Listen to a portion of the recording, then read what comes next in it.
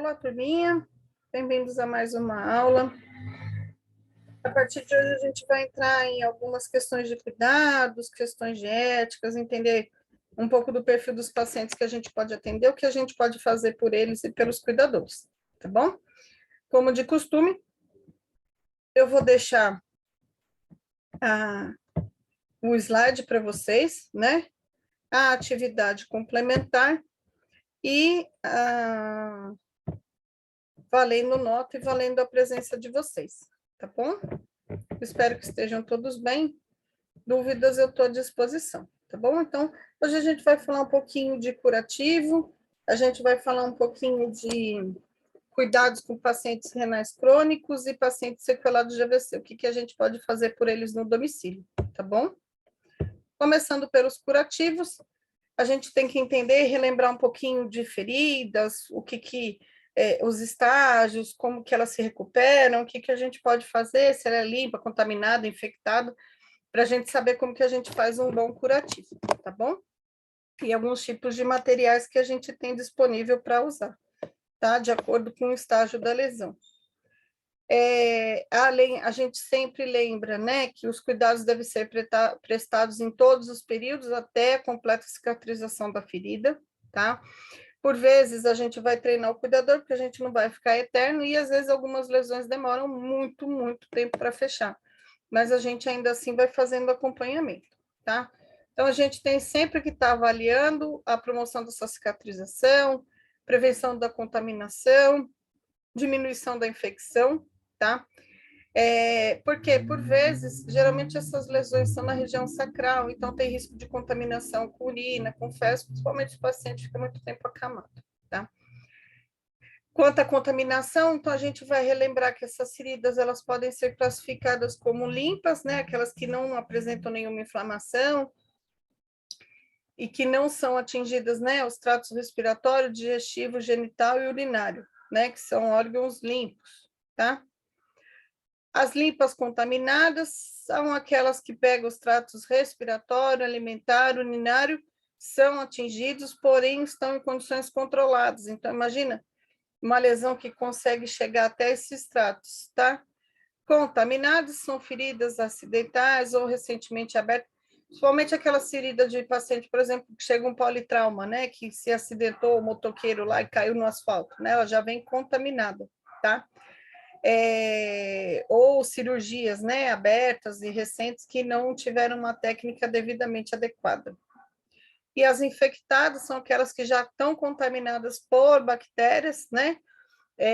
Já no leito da lesão, né, essa secreção purulenta fica bem complicado, tá?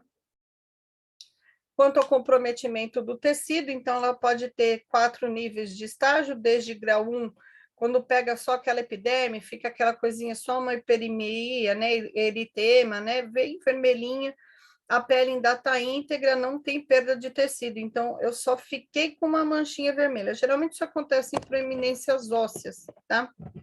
Estágio 2 já tem uma abrasão, né, uma lesãozinha ou uma úlcera, então tem perda dessa epiderme ou da derme, mas é bem superficial, tá? Grau 3 já é uma úlcera, uma lesão mais profunda, né, então perde toda a pele, por vezes tem tecido de necrose no subcutâneo, né, mas não pegou o músculo, pegou só a pele. Agora, se ela pega o músculo, né, pegou todos os tecidos da pele, mais o músculo ou a parte óssea, por exemplo, e isso pode acontecer, por vezes em lesão sacral, quando você não tem uma boa recuperação, você chega a ver até o osso do cóccix, né, do paciente. Então, isso já é um estágio 4 de lesão, tá? Alguns fatores influenciam essa cicatrização, óbvio, né? Então, idade do paciente, condição nutricional. Então, se é um paciente mais desnutrido, ele fica bem comprometido, tanto que existem alguns suplementos alimentares à base de proteína e que fazem melhorar muito a cicatrização do paciente, né, da lesão, tá? Diabetes atrapalha, o tabagismo atrapalha, demora muito mais para cicatrizar, obesidade, se ele tem uma resposta imune alterada, então os pacientes oncológicos, se abrir uma lesão, eles demoram muito para fechar, né? E relacionado ao procedimento cirúrgico, então, a preparação no pré-operatório, a esterilização dos materiais pode estar comprometida, a duração da cirurgia, uma cirurgia longa, o risco de complicar e de demorar mais a cicatrização é maior. Se foi feito ou não um antibiótico profilático, né? Se foram feitas as técnicas assépticas, se tem presença ou não de dreno, porque é uma porta aberta, um risco de contaminação, tá? Algumas responsabilidades nossas, né? Então, a gente tem que estar sempre de olho, né? Se as bordas estão se aproximando, se tem sutura, se tem grampo, se tem algum ponto, se está vermelho, se tem uma hiperemia, se tem um calor, se está descolorando a pele, então ela vai ficando esbranquiçada, né? Que é aquele esfacelo. Se tem algum edema, se tem alguma sensibilidade em comum, então está aquilo muito sensível, muito dolorido a pele. Se está drenando, se o paciente fez alguma alergia, algum curativo, isso não é incomum acontecer, tá? Infelizmente, isso pode acontecer porque a gente não sabe se o paciente tem alguma alergia até a gente usar. Isso é muito comum a gente ver usando papaína, por exemplo, ou a colagenase para desbridar alguma lesão de necrose ou esfacelo, e aí a gente vê que o paciente geralmente relata dor, né, queimação, e aí você tem que prestar atenção nas bordas ao redor, na pele ao redor, para ver se não está formando nenhuma lesão, alguma hiperemia, tá? Por sensibilidade ao curativo, tá? Ou por alergia mesmo. Essa cicatrização, ela vai ocorrer em 3 fases, né? Então, uma fase inflamatória, né? Tem que estancar essas hemorragias, né? A gente tenta diminuir a extensão da lesão, combate a infecção, né? A fase proliferativa, então a gente já vai ver que tem crescimento de vasos, aquela formação de tecido fibroso, né? Aqueles granuloma, né? Aquelas bolinhas vermelhas crescendo, né? E maturação, quando já vem o colágeno e a fase de cicatrização, geralmente ela acontece com 21 dias. Há meses, dependendo do tipo de lesão e dependendo das condições do paciente, tá? Isso pode sofrer uma influência. Essa cicatrização, ela pode ocorrer por uma primeira intenção, né? Então, quando a gente tem uma destruição tecidular ou pouca reação no tecido, geralmente quando se faz uma aproximação de bordas e dá uma sutura, aquela ferida cirúrgica, por exemplo, fecha por primeira intenção. Segunda intenção, já quando elas já estão infectadas, o fechamento vai ter que ser lento, né, para as bordas se reaproximar e a ferida fechar, já por segunda intenção, não por primeira, quando ela já estava fechadinha, tá? E terceira intenção, quando essa ferida não foi suturada, ou quando ela se rompeu e a gente tem que fazer um novo procedimento, ou enxerto, alguma coisa nesse assim, tá? Cuidados que a gente tem que ter, manipular esse tecido delicadamente, não adianta eu esfregar a ferida, porque ela não vai se recuperar, tá? E muito pelo contrário, eu vou causar muito mais dano, tá? Prestar atenção se está tendo alguma hemorragia, se está tendo algum edema, paciente diabético, ficar de olho no controle glicêmico, porque se a diabetes está muito alta ou muito baixa, descompensada, a cicatrização fica bem pior, tá? E mais comprometida. Fazer os curativos com a técnica correta, com a técnica asséptica, vendo se está drenando muito, orientando, passando para a enfermeira para a gente reavaliar, ver se troca algum tipo de curativo, tá? Basicamente, como que a gente vai fazer esses curativos? Lembra sempre, a gente está geralmente sozinho, então eu tenho que preparar todo o meu material, gaze, pinça, a solução, o soro, a atadura ou qualquer outra cobertura, as pomadas, as placas, o que eu for usar. Lavar a mão antes e após a troca do curativo. Lembra que eu vou calçar uma luva para tirar o curativo, jogar esse curativo no lixo, não puxar nada que está aderido. Eu vou primeiro umedecer essa gaze que ficou aderida para tirar, tá? Vou limpar esse curativo, troco a luva, né? Porque aí eu já contaminei tudo. Eu vou trocar a luva para poder passar a pomada, colocar a cobertura, o que for prescrito, tá?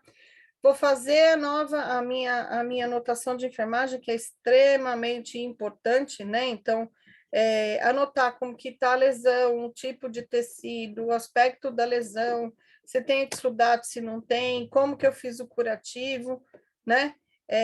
Para a gente ter um acompanhamento de como está essa lesão, tá? Algumas complicações, né? Então, eu posso ter um hematoma, eu posso ter uma deiscência, né? Que é aquela abertura da ferida cirúrgica. Infecções, eu vou perceber que vai estar com aumento de temperatura da frequência cardíaca, com edema ou com calor local, uma sensibilidade aumentada, uma secreção purulenta, por vezes com bastante odor, né?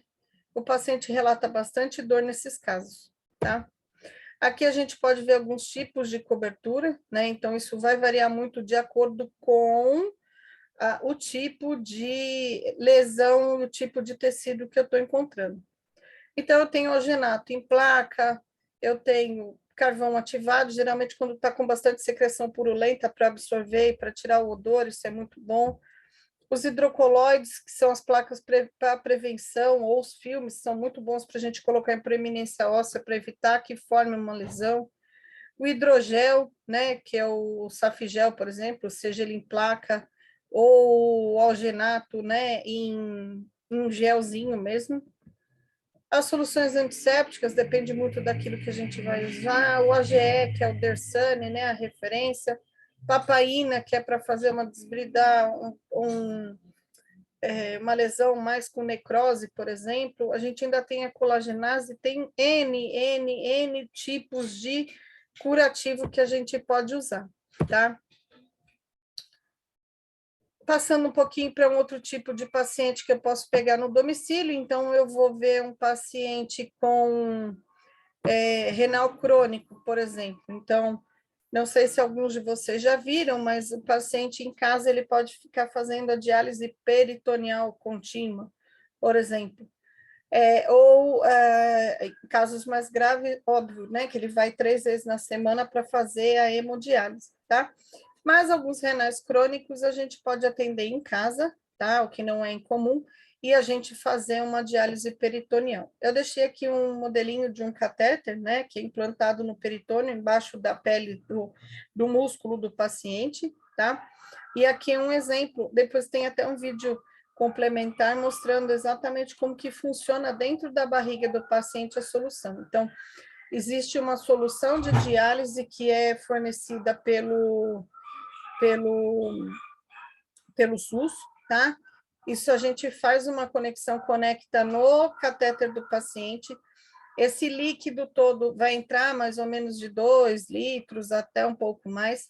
Esse líquido fica na barriga do paciente de 6 a 8 horas para ele impregnar das soluções do sangue, das secreções que são tóxicas para o organismo. Então, o sangue vai drenar pelo peritônio, por essa parede abdominal para dentro desse líquido, e depois desse processo a gente faz a drenagem para uma bolsa coletora. Então, eu vou tirar toda a solução que já está com as contaminações e com tudo o que saiu de ruim, tá?